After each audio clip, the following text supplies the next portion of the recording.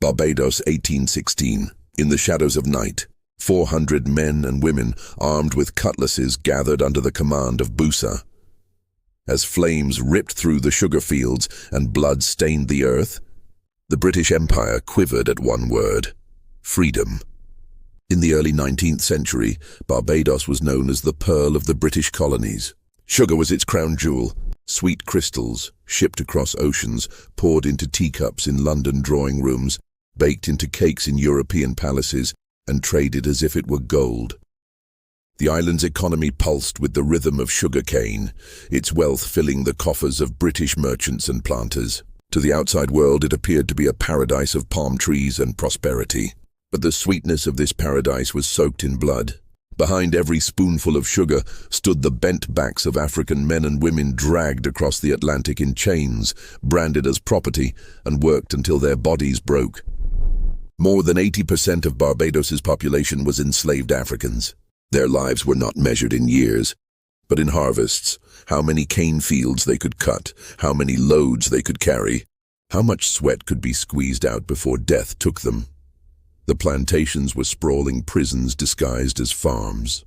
The enslaved lived in overcrowded, stifling wooden huts. Food was scarce and punishment was swift. The whip cracked like thunder across bare skin for even the smallest disobedience. Nights brought no rest, only whispers, hushed and trembling about freedom. They spoke of Africa, of ancestors who once walked free. They remembered Haiti, where enslaved people had risen against their masters and won independence just decades earlier. The dream of liberty flickered, buried deep in the ash, smoldering, waiting for the breath of life. Barbados's planters lived in grand mansions made of stone and mahogany, hosting lavish dinners under chandeliers, while just beyond their windows, the people who made that wealth possible survived on scraps. To the British elite, Barbados was proof of the empire's glory. To the enslaved, it was a gilded cage. By 1816, tension was palpable. Rumors drifted from Europe. Abolitionist voices growing louder in Parliament, debates in London hinting that freedom might soon be granted. But on the island, the masters clung desperately to their grip.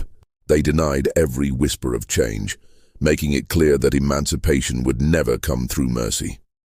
And so, in the shadows of the Sugar Island, the enslaved began to ask the question that history always feared. If freedom would not be given, could it be taken? His name was Bussa. To the British, he was just another enslaved man, barely worth mentioning in their ledgers. But to his people, he was something far greater. Born of African descent, he worked as a ranger on Bailey's plantation. His role gave him authority over the field gangs. He was not free. No enslaved person in Barbados was truly free. But his position granted him movement, knowledge, and a voice that carried weight among his peers. Bussa was not a man of many words. He did not shout his defiance openly, for the lash was always ready for those who dared. Instead, he watched, listened, and earned respect quietly. Among the enslaved, his calm presence became a pillar. Where others despaired, he held steady. Where fear silenced tongues, his silence spoke louder. No portrait of him exists. History left no drawing, no detailed description. But those who followed him remembered his presence. Tall, strong, with the bearing of someone who refused to be broken. He carried himself not like property, but like a leader. At night, in the cramped huts lit by flickering oil lamps, the enslaved gathered in whispers. They spoke of injustice, of the rumors from England, of the hope that maybe, just maybe, freedom could be theirs. When Bussa spoke, even briefly, they listened. His words were not wasted. He did not promise miracles, but he planted conviction. In a society where every act of defiance could cost them their lives, Bussa became a symbol of quiet rebellion, a refusal to submit, even when hope seemed impossible. The midst of this, Bussa's presence was unshakable, his voice calm yet resolute. His role as a leader had grown beyond the confines of his official title. He was now the embodiment of every enslaved person's deepest desire. He carried their hopes in the silence between his words and in the steadiness of his gaze. His purpose was clear: to lead them from bondage no matter the cost. Every step he took, every decision he made, resonated with the weight of those who could not speak, those whose voices were muted by fear and oppression. But Bussa's voice had become a beacon in the dark, one that carried the call for freedom. As Easter Sunday approached, the tension was palpable. The island, so carefully controlled by the planters and their overseers, now hummed with a quiet, rebellious energy. The enslaved were no longer merely waiting for the inevitable, but were preparing for it. The plantation fields, which had once only known the rhythm of labor, now beat with the rhythm of revolt. Every task, every movement, every glance shared between workers carried a purpose. It was no longer about obedience.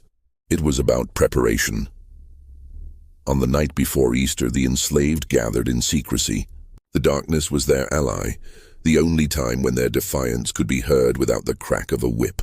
They spoke in hushed tones, not out of fear of punishment, but because they were holding something sacred, something precious. Their unity, their hope, their dream of a future where they were no longer mere property, but free individuals, masters of their own lives. Bussa, ever the steady leader, walked among them. His gaze swept over the faces of those who had come to put their lives on the line for this cause. He saw the fear in their eyes, but he also saw something else, a fire, a determination that had been nurtured for years in the darkest corners of the plantations. They were no longer just slaves.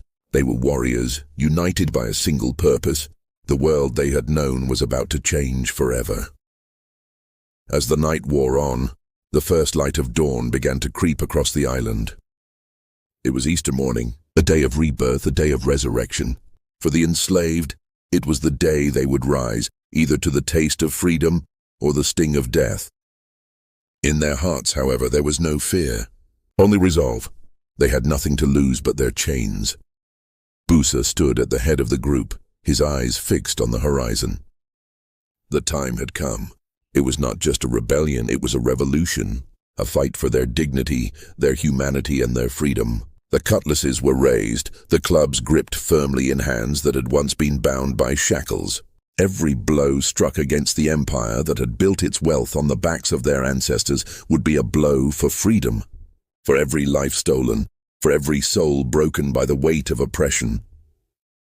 The moment had arrived.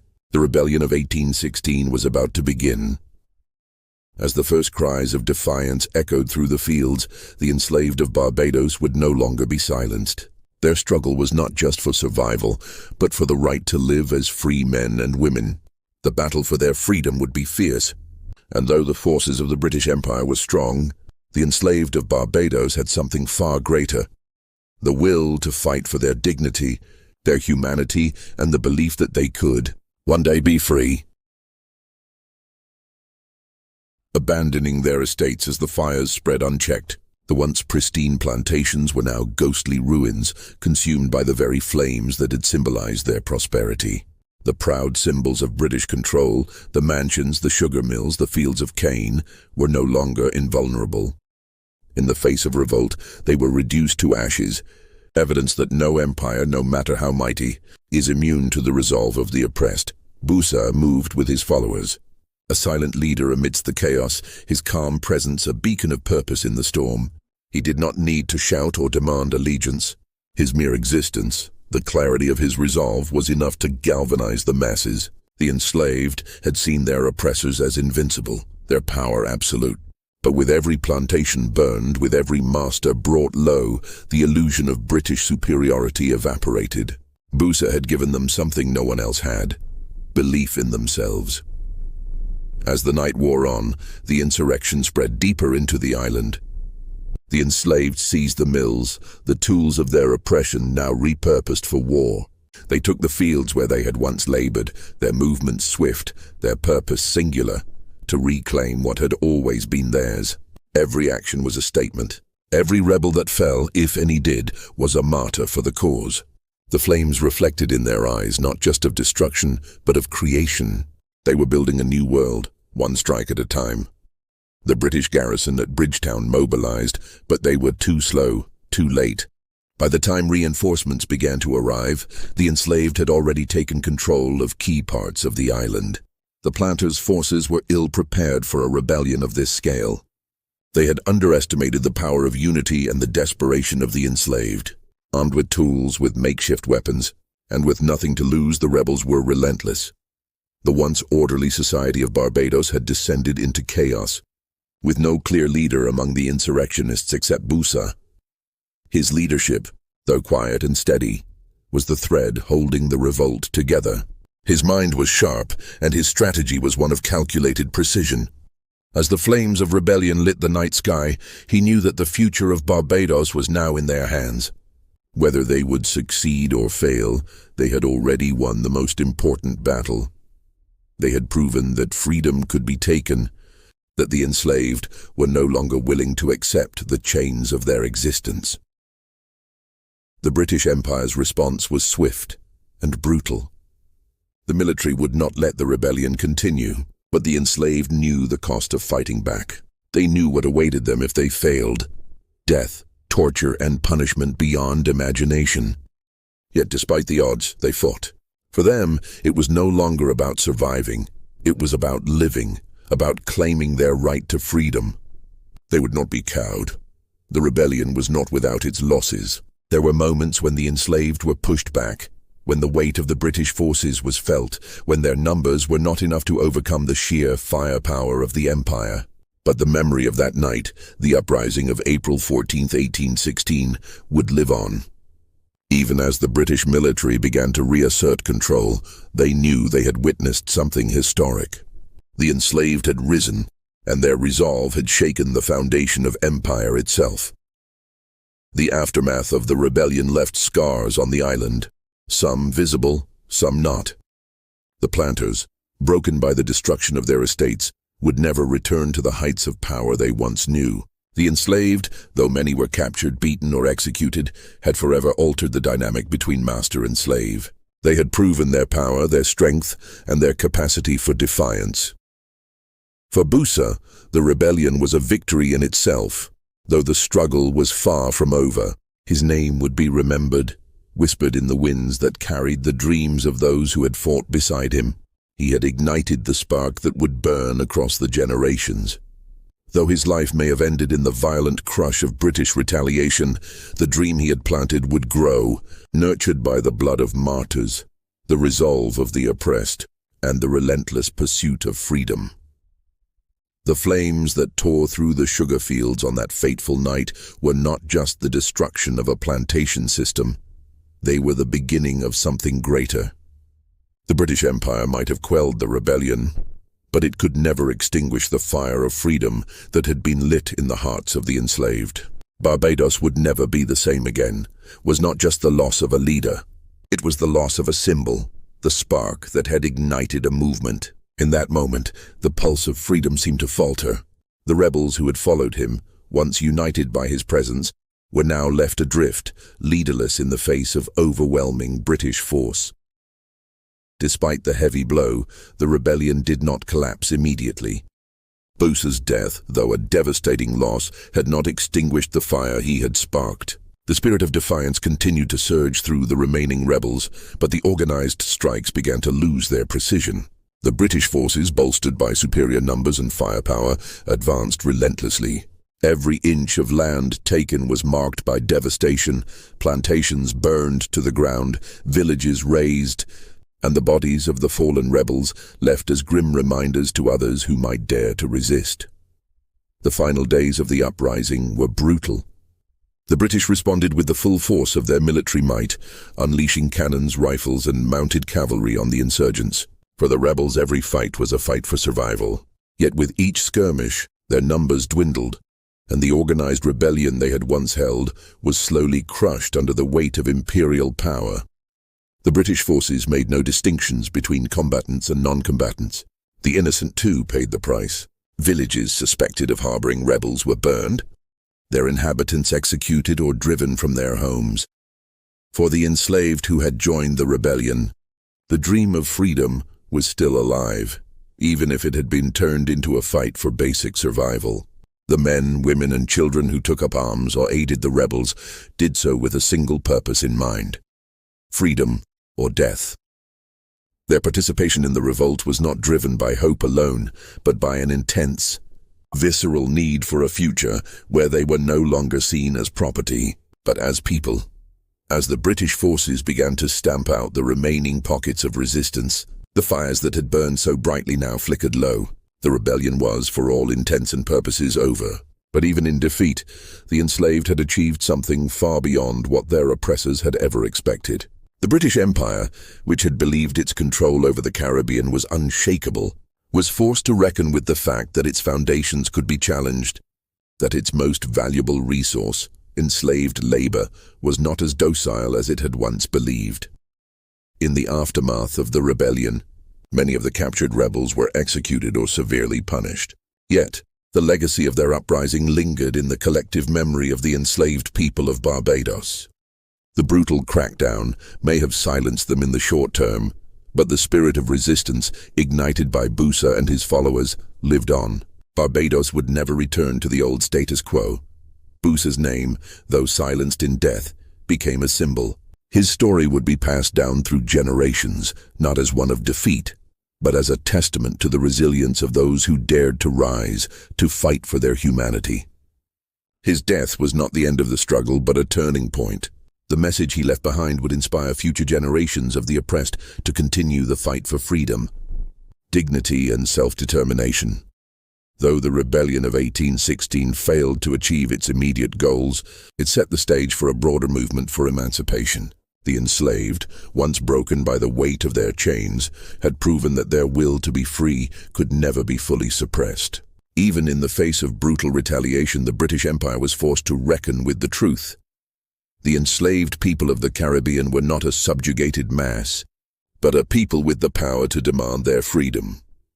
Bussa's death marked the end of one chapter, but the beginning of another. His rebellion would echo through the centuries, inspiring those who would one day stand up and continue the struggle. His vision of freedom, though unfulfilled in his lifetime, would become an enduring force, a reminder that even in the darkest moments, hope for liberation could still burn bright. Name, carried on the winds that sweep across the fields, through the streets of Bridgetown, and into the hearts of those who know the true price of freedom. Though the empire sought to erase his memory, his legacy lived on, woven into the fabric of the island's history. It is a legacy that transcends the centuries, reminding each generation that the struggle for freedom is ongoing, that the fight against oppression is never truly over. The victory of Bussa's rebellion was not in its immediate success, but in the lasting change it ignited. The embers of that night in 1816, fueled by his sacrifice, continued to burn in the hearts of the oppressed. His name became synonymous with resistance, with the unyielding will to fight against an unjust system. The empire may have crushed the rebellion, but it could not crush the spirit of those who had fought for it. In time, the story of Bussa became more than just a tale of one man's fight against tyranny. It became a rallying cry for generations of people who sought justice, for those who knew that freedom could not be given, only taken. The Bussa Emancipation Statue stands as a permanent testament to this truth, a reminder to the world that the road to freedom is not paved with comfort or ease, but with struggle, sacrifice, and unwavering courage. When the enslaved first whispered of liberty, they spoke of an impossible dream. But Bussa showed them that impossible dreams were worth chasing, even if the price was high.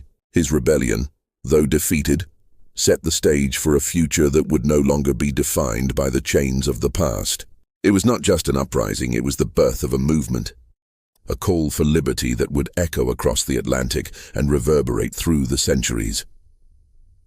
Barbados, once a jewel of the British Empire, now stands as a symbol of resistance and resilience.